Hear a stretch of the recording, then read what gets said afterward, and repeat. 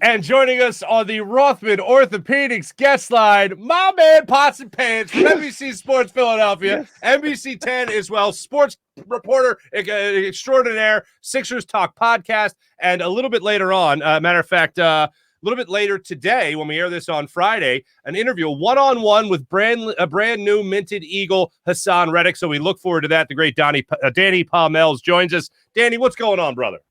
Farzy, how are you, sir? Glad to be here. We didn't get a chance to talk Seven Fishes, but I guess the Seven Fishes a few months back was good for you. Phenomenal. I made a nice lobster ravioli, homemade pasta, the whole shebang. I did everything but farm the lobster myself, my friend. Damn. Okay.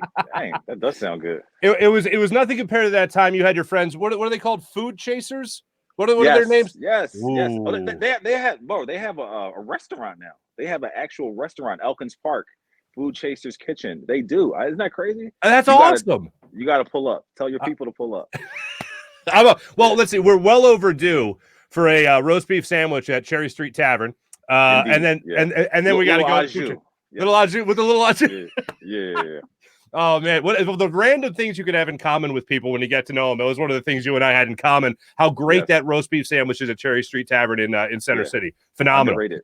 Very underrated, underappreciated. How about that?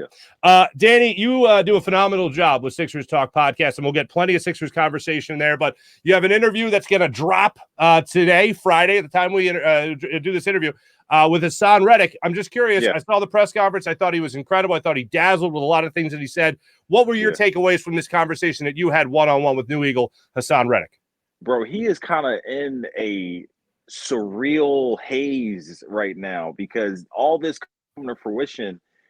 He called it the perfect story because he left and then came back and everything, and he's really excited to be here. Super humble. The vibes and the energy coming off him are so great, and he really feels like he hasn't reached his peak yet, and he's ready to make an impact. And for those keeping track at home, Max's is his cheesesteak place. He likes to go to Max's for his cheesesteaks. So make of that what you wish. I think that's an excellent choice. But he is just super humble and really excited about the impact he can make. And I talked to Reddick, and then 20 minutes later, I'm leaving the NovaCare complex, and Fletcher Cox is released. So a lot was going on with the Eagles, and I think they timed it perfectly so that all the interviews were done for Haason Reddick, and then they could drop this news so he wouldn't get asked about that. But a really impressionable guy, and really a guy that seems so genuine, and I hope he does well here, and especially with his story and his background, just really great. Certainly, and I'm really looking forward to watching that interview, obviously, later today. The other part of this is Fletcher Cox, yes, like you said, getting released. Was it one of those situations where you looked at your phone and tried to turn around and go right back in the NovaCare complex? Bro, I was I had to get to the station to do a hit on NBC 10, so I was rushing in, are we first? Are we last? And we ended up being first, so it was a good thing I rushed over. So it was just, but the caveat, of course, is that they're trying to work something out. Mm-hmm. They're trying to come to terms on a new deal, and maybe Fletcher will be back. So, but Zach Ertz already with the full court press on, trying to recruit him to come to Arizona. So we'll see. Yeah, the man's a hustler. It goes without saying. And now to take the Eagles hat off for a second and put on the hat of the Philadelphia 76ers. Like I said, great job with Sixers Talk podcast. People need to make sure they're following that, watching that, and listening and all that fine stuff. When it comes to this, the Sixers brand now, with a guy like James Harden, I have seen the really aggressive James Harden, and I've seen the passive James Harden. What version do you think we'll see for the remaining 14 games they have left in this season? Yeah, they've got 42 wins, 14 games to go, and he has said himself that he's trying to find the balance between the getting all the guys involved, the playmaking, as well as the scoring. You take this last game against Cleveland, he only had 12 shots, and that might be okay if he didn't go 1 of 6 from 3. He hits a couple more 3-pointers. You're happy with that type of performance. He had 11 assists to go with it. I think that as things go on here, we're going to see more aggression. And I think, part of that, my podcast partner, Noah Levick, likened it a little bit to the Jimmy Butler time. If you remember, there were times where he would maybe kind of oddly to the viewer, kind of just let the game come to him in a way that was super passive and not really be aggressive. And it's some of that you can see with Harden as well.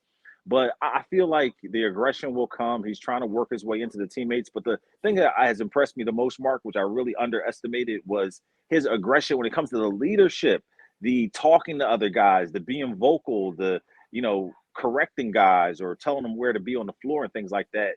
That vocalness, I think, will go a long way, particularly when it comes to everyone's favorite son, Tyrese Maxey, and just kind of bringing him along. Like, who doesn't love that guy? How much of a great impression and feeling do you get from him?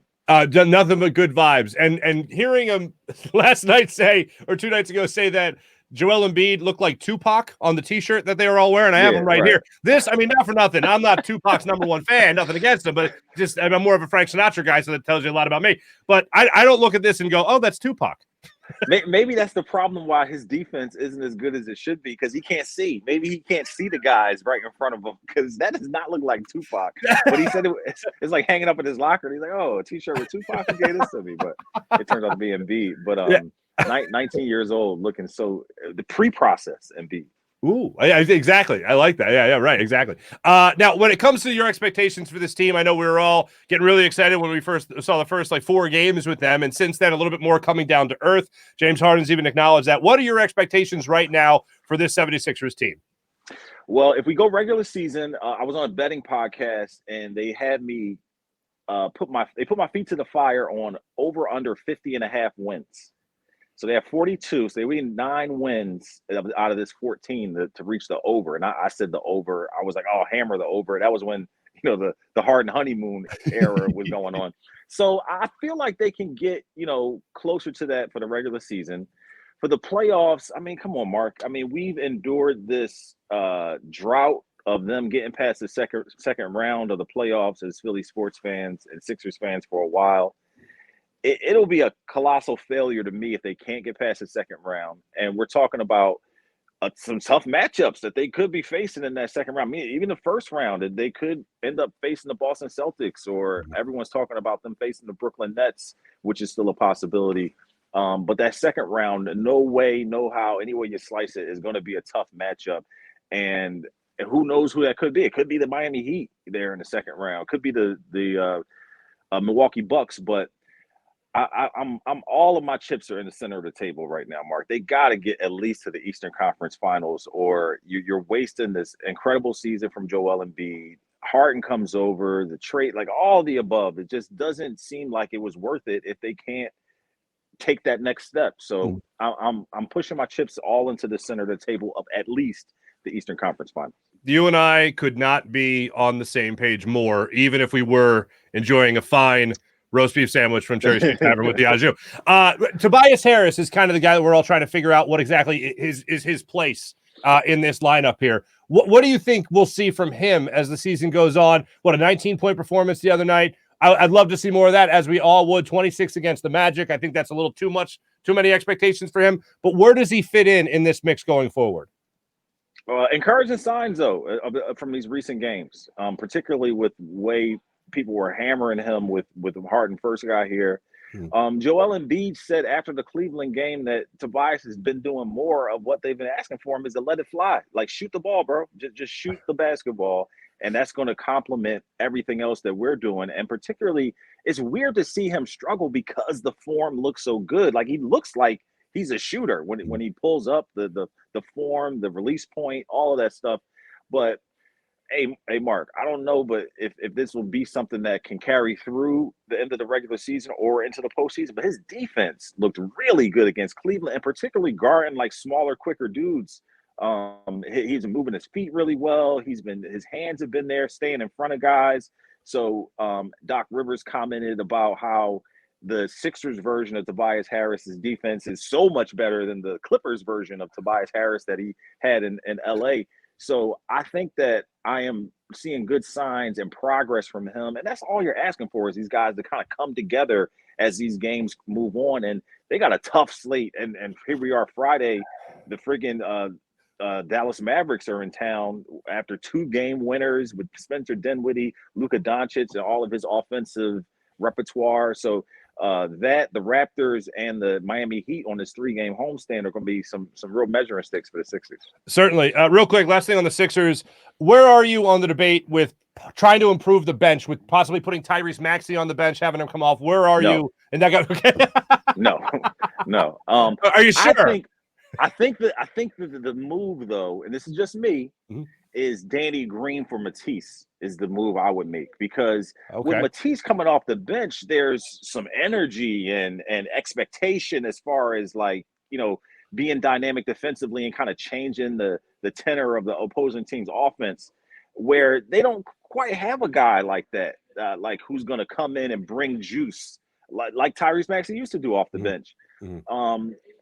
I'm okay though if there is some tinkering that goes on. I mean, I think that's what these next several games should be for the Sixers, is try for Doc Rivers to try to figure out what works with the backup 5 minutes with the bench and whatnot. I am over Furkan Korkmaz though. I'm tired of seeing him. But I think Doc Rivers is too. Yeah, he could work his way back into this lineup because of the erraticness of how he's spreading out these bench minutes. And Doc said it's going to be different guys, different nights. It's not going to be one guy who gets all of it, but we should expect to see Niang and Danny Green and incorporated into that rotation a lot more. Gotcha. All right, Danny, it's your first time on the Farzy Show. We appreciate you coming by. We like to ask first-time guests the Fast Five. Are you willing to play Fast Five? Yes, I'm willing to play Fast Five. All right. In the words of my good friend, Big Daddy Graham, let's bring in the band. Here we go. Ladies and gentlemen, Fast Five with Danny Pommells. Best job before this job. Best job before this job. My best job before this job, I used to work at a radio station in the promotions department. It was called 103.9 The Beat. This is when I was in college, kind of straddling, you know, working in college and then moving on after I graduated. And I used to work in the promotions department. We would load up the van with CDs and tickets and T-shirts and whatnot, and just drive around the city in this big excursion. The Ford Excursion, you remember that gigantic thing? Yeah. And we would just give stuff away until it was all gone, and then head back to the station. So that was a sweet gig. Till it was all gone. Peel one off the top for the Pommells account, or two. At WIP, we had a Hummer when I was just starting out, and we had to fill it with gas and then wait to be reimbursed, and it would take months. But anyway, yeah, exactly. No. Go-to fast food place for Danny Pommells. You got to do fast food. Where are you going? I am going to fast food. Or can we go like little niche places? Can we do like a little? Sure. Yeah, bro. I love this place, El Fuego, and it's on Walnut Street. It's 7th, right near. I guess that's I forget what the name of that park is, but it's right near the Curtis Building. It's 7th and Walnut, and they just had fantastic tacos, bro. Okay. Right off of 8th and Walnut, right where the Jewelers Row is. Oh, Steven Singer Jewelers, of course. Right. Here at so the right Steven where Singer Studio. Yeah. Steven Singer. If you're standing at Steven Singer, go down towards 7th Street. You won't miss it. Got it. But Okay. El Fuego is the place for me. And Fuego muy bueno. I'm in. Yeah. All right. Danny Pommells, in your dating days, what was the first date deal breaker? Bad breath.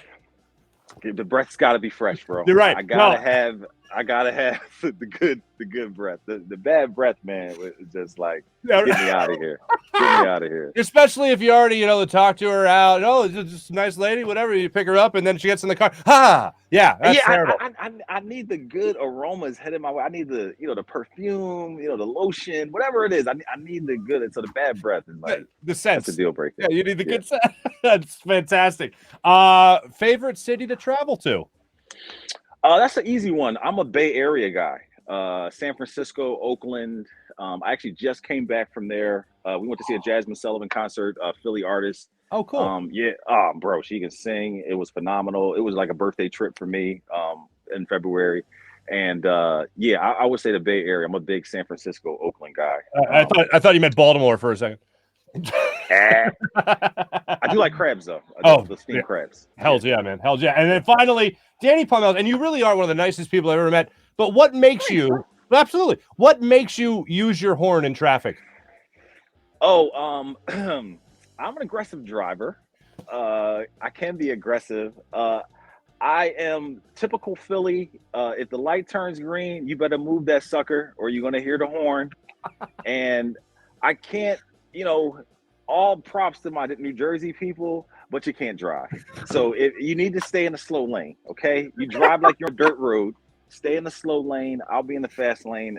Simpatico. Everything will be a lot easier for everyone. I couldn't agree more. 9 times out of 10, I look down on that driver. So they do something that upsets me. I look down and see a jersey plate, and I go, "Of course, right, of course." Danny Pommells, so great catching up with you, my man. Seriously, make sure you guys are checking out Danny Pommells across all his platforms, especially when he's doing Sixers Talk podcast, and then also be on the lookout for his one-on-one with Haason Reddick that drops Friday. So make sure you guys check that out on NBC Sports Philadelphia and NBCSportsPhiladelphia.com, as well as at My Team's app as well. Danny, great catching up with you, my friend. My boy, thank you. I appreciate you having me. Danny Pommells joining us on the Rothman Orthopedics guest line.